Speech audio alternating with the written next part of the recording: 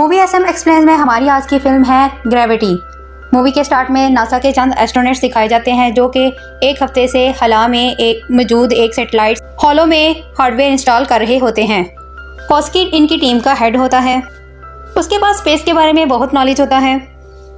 दूसरी तरफ हम देखते हैं डॉक्टर स्टोन को, जो कि पहली बार हला में आई होती हैं। चूँकि डॉक्टर स्टोन हार्डवेयर की स्पेशलिस्ट होती हैं, इसलिए उन्हें यहाँ सैटेलाइट्स को ठीक करने के लिए लाया गया होता है।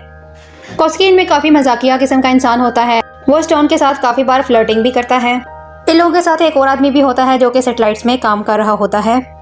ये सब अपनी ड्यूटी काफ़ी अच्छे तरीके से अंजाम दे रहे होते हैं कि तभी इन्हें नासा की तरफ से मैसेज मिलता है कि रशियन सैटेलाइट्स में कोई खराबी आ गई थी, जिसकी वजह से रशियन गवर्नमेंट ने उसे मिसाइल से उड़ा दिया है ताकि उनकी मालूमात किसी और तक ना पहुँच पाएँ। और अब उसका मलबा पूरी कायनात में फैल गया हुआ है और वो तुम्हारी तरफ किसी भी वक्त आ सकता है। अब डॉक्टर स्टोन कॉस्की से पूछती है क्या इससे हमें किसी चीज़ का खतरा हो सकता है, लेकिन कॉस्की इस चीज़ को मजाक में डाल देता है और फिर वो दोनों अपना काम करना शुरू कर देते हैं। अब कॉस्की की नज़र ज़मीन पर पड़ती है और ये बहुत ही एक अमेजिंग सीन होता है। अब इसके बाद कॉस्की स्टोन को अपनी जवानी के किस्से सुनाना शुरू कर देता है कि इन्हें नासा की तरफ से दोबारा मैसेज आता है कि इन्हें अपने इस मिशन को छोड़ना होगा और जल्द से जल्द अपने स्पेसशिप की तरफ जाना होगा।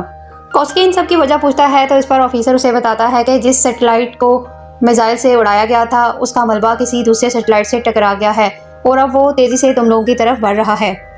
ये सुनकर डॉक्टर स्टोन काफ़ी परेशान हो जाती हैं और जल्द से जल्द सबको मिशन छोड़ने का बोल देती हैं। अब कॉस्की और डॉक्टर स्टोन अपने मिशन को छोड़कर वहां से जाने की तैयारी कर रहे होते हैं कि सैटेलाइट का मलबा इनके काफ़ी करीब से होकर गुजरता है। अब इनको काफ़ी देर हो चुकी होती है और सैटेलाइट का बाकी मलबा भी तेज़ी से इनकी तरफ आ रहा होता है, जिसकी वजह से वो हॉलोस्कोप पूरी तरह से तबाह हो जाता है। इसी दौरान मलबे का एक टुकड़ा इनके साथी से आकर टकरा जाता है, जिसकी वजह से उसे काफ़ी चोट पहुंचती है। और दूसरी तरफ स्टोन एक पैनल में अटक जाती है और उसका बेल्ट फंस जाता है जो कि ओपन नहीं हो पा रहा होता है। और तभी मलबे के बाकी के टुकड़े इनकी तरफ आना शुरू हो जाते हैं, जिससे कि डॉक्टर स्टोन का पैनल उखड़ जाता है और वो दूर जाने लगती है। कॉस्की उसे कहते हैं कि तुम्हें अपना बेल्ट खोलना होगा वरना तुम इस कायनात में कहीं खो जाओगी। काफ़ी कोशिश के बाद डॉक्टर स्टोन उस बेल्ट को खोलने में कामयाब हो जाती है और वो हवा में उड़ने लगती है और देखते ही देखते वो कॉस्की से काफ़ी दूर निकल जाती है। कॉस्की उससे कांटेक्ट करके अपनी लोकेशन बताने को कहता है, लेकिन वो काफ़ी घबराई होती है।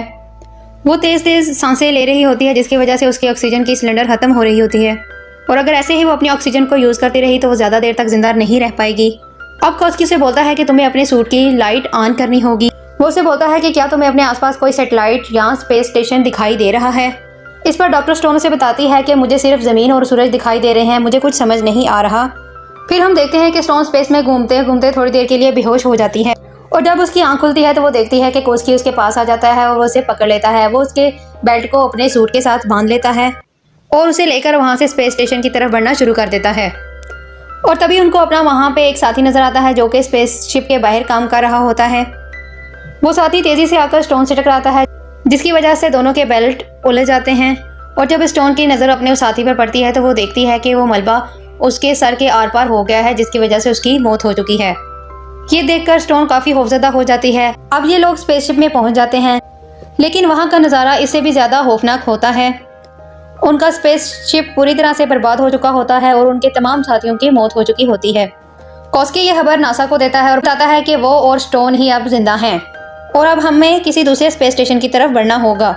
ये बोलकर वो दोनों वहाँ से निकल जाते हैं। रास्ते में कॉस्की स्टोन को काफ़ी मज़ेदार सी कहानियाँ सुना रहा होता है। तभी स्टोन की नज़र ज़मीन पर पड़ती है जो कि काफ़ी खूबसूरत दिखाई दे रही होती है। वो काफ़ी देर तक ज़मीन की तरफ देखती रहती है। वो पहली दफ़ा इस तरह का नज़ारा देख रही होती है। इसके बाद कॉस्की को स्पेस स्टेशन नज़र आ जाता है, लेकिन वो देखता है कि उसका पैराशूट खुला हुआ है। इसके बाद कॉस्की स्टोन से बोलता है कि ज़ोर से खुद को पकड़ लो क्योंकि मेरे जेट माउंट में एयर ख़त्म हो चुकी है और हम एक ही झटके से वहाँ पहुँचने वाले हैं। इसके बाद कॉस्की अपने स्पेस सूट में मौजूद तमाम हवा रिलीज़ कर देता है और ये लोग वहाँ पहुँच जाते हैं, लेकिन ये लोग इतनी स्पीड में होते हैं कि ये उस स्टेशन से बुरी तरीके से टकरा जाते हैं, जिसकी वजह से डॉक्टर स्टोन से कॉस्की दूर हो जाते हैं और ये दोनों जिस बेल्ट से बंधे होते हैं वो बेल्ट भी टूट जाती है। अब कॉस्की दूर जाने लगता है पर स्टोन उसकी बेल्ट को पकड़ लेती है। ये देखकर कॉस्की को पता होता है कि अब उसके बचने के कोई चांस नहीं है क्योंकि बेल्ट बहुत कमज़ोर होती है और जिस रस्सी से स्टोन के पाँव बंधे हुए हैं वो रस्सी भी टूटने वाली है और जैसे ही वो रस्सी टूट जाएगी स्टोन भी मर जाएगी। वो स्टोन से कहता है कि तुम मुझे छोड़ दो और स्टेशन पे चली जाओ, लेकिन स्टोन उसकी बात नहीं मानती। वो बोलती है कि नहीं, मैं तुम्हें बचा लूँगी। तभी कॉस्की अपनी बेल्ट को खोल देता है और स्टोन से दूर जाने लगता है और देखते ही देखते वो बहुत दूर निकल जाता है, स्पेस में कहीं गुम हो जाता है। ये सब देखकर स्टोन बहुत इमोशनल हो जाती है। इसके बाद स्टोन स्टेशन के पास पहुंचती है और गेट खोलकर अंदर चली जाती है। वो कौस्की से राब्ता करने की कोशिश करती है, लेकिन अब यहाँ पर उसका कोई रिप्लाई नहीं आता क्योंकि वो स्पेस में कहीं खो चुका होता है। वो काफ़ी उदास होकर अपने स्पेस सूट को उतारती है और कंट्रोलर की तरफ बढ़ती है। वहाँ पहुँचकर वो नासा से कांटेक्ट करने की कोशिश करती है, लेकिन उसकी सारी कोशिशें नाकाम हो जाती हैं। वो खिड़की से बाहर देख रही होती है कि अचानक उसके स्टेशन में एक साइड पे बहुत खतरनाक आग लग जाती है, जो कि पूरे स्टेशन में फैलना शुरू कर देती है। स्टोन इसे बचाने की बहुत कोशिश करती है, लेकिन वो ऐसा नहीं कर पाती। तभी स्टोन उस आग वाले हिस्से का दरवाज़ा बंद कर देती है ताकि आग पूरे स्टेशन में ना फैल सके। इसके बाद वो एक किताब पढ़ने लगती है जिससे वो ये मालूम करना चाहती है कि स्टेशन के एक हिस्से को दूसरे हिस्से से कैसे अलग किया जा सकता है, और उसकी मदद से वो उस हिस्से को दूसरे हिस्से से अलग कर देती है। इसके बाद वो कोशिश करती है कि सैटेलाइट्स के जरिए वो ज़मीन पर राब्ता करे और मदद की कोशिश करे। वो ऐसा ही करती है, लेकिन उसकी प्रॉब्लम्स अभी ख़त्म नहीं हुई होती। जैसे ही वो सैटेलाइट्स को वहाँ से निकालती है तो वो उसकी सैटेलाइट पैराशूट से पूरी तरह उलझ जाती है, और वो बहुत कोशिश करती है पैराशूट से सैटेलाइट को निकालने की, लेकिन वो ऐसा नहीं कर पाती। और फिर वो फैसला करती है कि वो इस स्पेसशिप से बाहर जाकर उसे ठीक करने की कोशिश करेगी।